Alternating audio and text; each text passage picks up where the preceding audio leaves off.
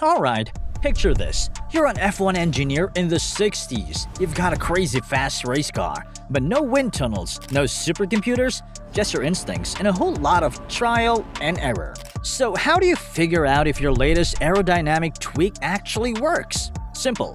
You grab some wool, a bucket of paint, maybe even a closed-off runway, and you send the car flying down the track. Before F1 had cutting-edge tech, teams had to get real creative to understand how air moved around their cars. And some of their methods, well, they were downright wild. But the craziest part, some of them are still used today.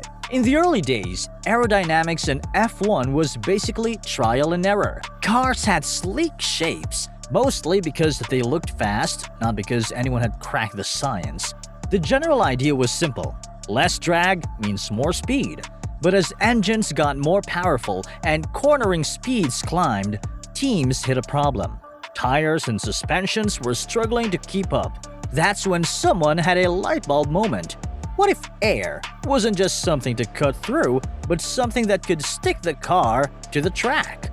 That's exactly how wings arrived in F1 in the late 60s. Someone figured, if an airplane wing lifts a plane, flipping it upside down should push a car down. Boom! Game changer! In 1968, Colin Chapman's Lotus and Mauro Ferrari's Ferrari decided to bolt wings onto their cars and see what happened. At first, these wings were super basic. The Lotus team stuck two tiny fins on the nose and a curved spoiler on the back of Graham Hill's car for the Monaco GP. The result? Hill took pole and won the race. 2 weeks later at Spa, Ferrari fired back with a full rear wing on Chris Amon's car. Amon took pole, a full 5 seconds ahead of his teammate in the wingless version. That was all it took. Overnight, teams realized these odd-looking wings were a massive advantage. By the next race, nearly every car on the grid had some form of wing bolted on. And just like that, the aerodynamics revolution had begun. But here's the thing. Those first wings, they were far from perfect. To get the cleanest air possible, teams stuck them way up high on thin metal poles, mounted directly onto the suspension. And yeah, it looked just as ridiculous as it sounds, like someone had strapped a giant kite onto an F1 car. But the real problem, they weren't just weird looking, they were fragile. Now, picture this. You're flying down a straight at 250 kilometers per hour. Everything's fine until suddenly your rear wing starts shaking. Then it cracks. And before you can even react, snap. The whole thing tears off and boom, you're a passenger in your own car. That actually happened in 1969. Some of these makeshift wings failed mid-race, sending drivers into terrifying crashes. After a couple of near disasters, the FIA stepped in. Lower wings, stronger mounts. No more guesswork aerodynamics. F1 was starting to realize, if you're gonna use aero, you better understand it. But here's the catch. Back then, teams didn't have wind tunnels. No fancy computers, just good old-fashioned trial and error. So, how do you figure out what the air is doing? Well, you get creative. Method number 1. Wool strips. The poor man's wind tunnel. Sounds crazy, but one of the smartest tricks? Wool. Engineers would stick dozens of tiny wool tufts all over the car, on the nose, the side panels, near the suspension, then send it out on track. At speed, those little threads told you everything you needed to know. If they lay flat, boom, clean airflow. If they started flapping like crazy, that meant turbulence. Air was detaching, and that was bad news for performance. Now, if you've seen Ford versus Ferrari, you probably remember that scene where Ken Miles and Carroll Shelby are standing next to the Ford GT40, applying strips of wool and watching how they behave as the car roars past. No wind tunnels, no supercomputers, just a bowl of wool, some tape, and real-world data. That's exactly what F1 teams were doing back in the day. Except instead of layman straights, they were tearing down circuits like Monza or Silverstone. Their cars covered in tufts of wool that turned invisible airflow into something they could see. One look at those threads and the engineers would be nodding, pointing, elbowing each other. See that? Clean airflow in the side pods. Yeah, but near the rear wheel, total chaos. We need to fix that. No sensors, no wind tunnels, just sharp eyes, quick thinking, and a whole lot of wool. Method number 2. Buckets of paint when aerodynamics got messy. This is where things got really hands-on, literally. One of the most old-school but surprisingly effective tricks? Buckets of paint. And no, we're not talking about a neat little spray job. We're talking about slapping thick, colorful paint mixed with oil straight onto the car's bodywork, sending it out for a few laps and then seeing where the mess ended up. When the car rolled back into the pits, it looked like someone had thrown it through an art gallery. Paint streaks everywhere, splashes, drips, chaotic swirls, but hidden in that mess, a perfect map of how air had flowed over the car. Say you brushed a thick stripe of bright green paint onto the front of a wing. The moment the car hit high speed, the air started dragging that paint backward, creating trails. If the paint stayed more or less where you put it, that meant the air wasn't moving much in that area. Maybe even a dead zone with low pressure. But if the paint streaked all the way down the bodywork, boom! You just visualized how far the airflow was reaching. It might sound basic, but it worked.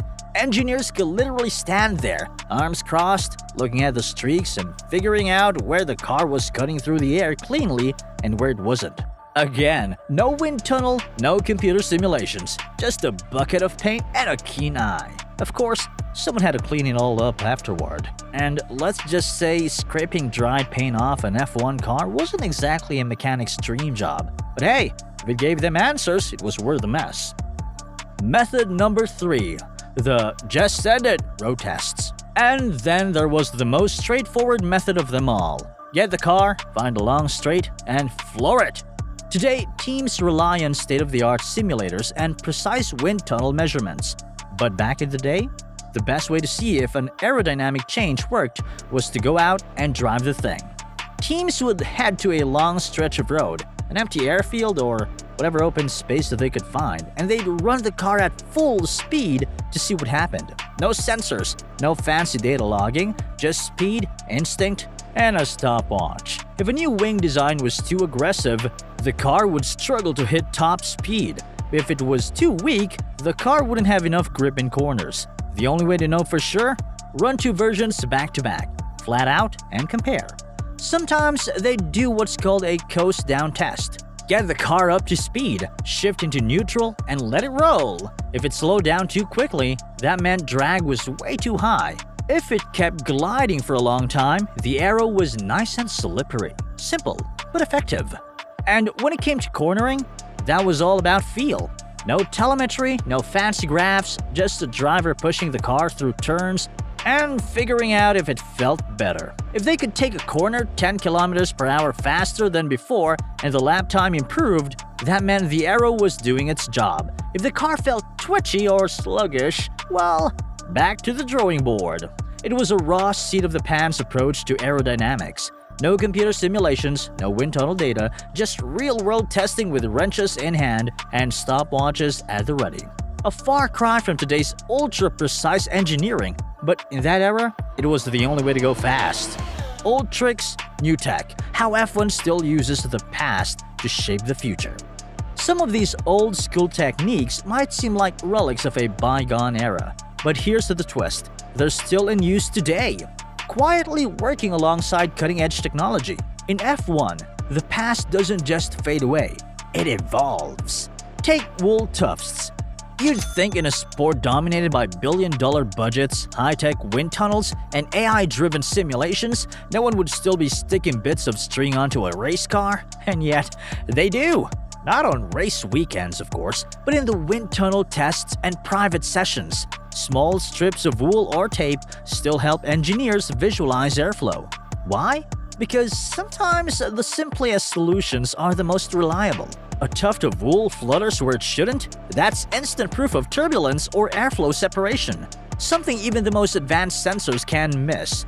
Hidden away in garages and test facilities, rolls of adhesive-backed wool still get pulled out, just like they did half a century ago.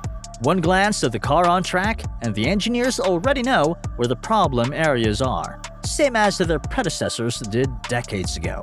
And what about the paint? If you've watched pre-season testing, you've probably seen F1 cars streaked in glowing green paint. That's Flovis. short for flow visualization, the high-tech descendant of the old bucket of paint trick. The principle hasn't changed. Engineers apply a thick fluorescent paint to key areas of the car, side pods, wings, suspension, send it out for a few laps, and let the airflow tell its story. Smooth streaks mean clean airflow. Disruptions or pooling? That's turbulence. And just like in the old days, engineers gather around with knowing grins, reading the patterns like aerodynamics hieroglyphs.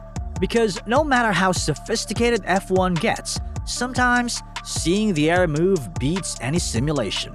Then there are those weird metal grids you see on cars during testing. Big frames packed with tiny sensors, mounted near the wheels or hanging off the side like scaffolding. They almost look like mini fences bolted to the car. These are aero rakes, high-tech airflow measurement devices filled with pitot tubes, the same kind used in aircrafts that measure airspeed and pressure point by point. As the car blasts down the track, these sensors map the air's movement in incredible detail. But strip away the cutting-edge tech, and the concept is strikingly familiar. It's just a more advanced way to track airflow, not so different from wool tufts or paint streaks. F1 has come a long way since the days of makeshift testing, but some of the smartest tricks from the past never really disappeared. And believe it or not, straight-line tests, they're still around too. Private testing is strictly limited, but teams get a few filming days and straight-line aero runs each season. Officially, they're for promotional videos, but in reality, it's prime time for data collection, and the approach hasn't changed. Flow Viz Paint, sensor grids, long straights, just like the old days. The only difference? Now every run is tracked by GPS, analyzed in real time, and logged down to the last millisecond. But the conversation is still the same. That new wing cost us 5 kilometers per hour on the straights, but gains 10 kilometers per hour in the corners. Worth it? The more things change, the more they stay the same. From wool tufts and paint buckets to wind tunnels and AI simulations, aerodynamics in F1 has gone from hands-on guesswork to a precise science. But even with all the tech, some things never change. Whether it's 1965 or 2025, one question remains. What's the air doing while I blast down the straight at 300 kilometers per hour? So next time you see an F1 car covered in green streaks or fitted with bizarre sensor rigs, you'll know you're witnessing history in action. Same ideas, just made high-tech. If you enjoyed this, hit like, subscribe, and let me know in the comments what's the coolest piece of F1 tech you've ever seen. Let's talk.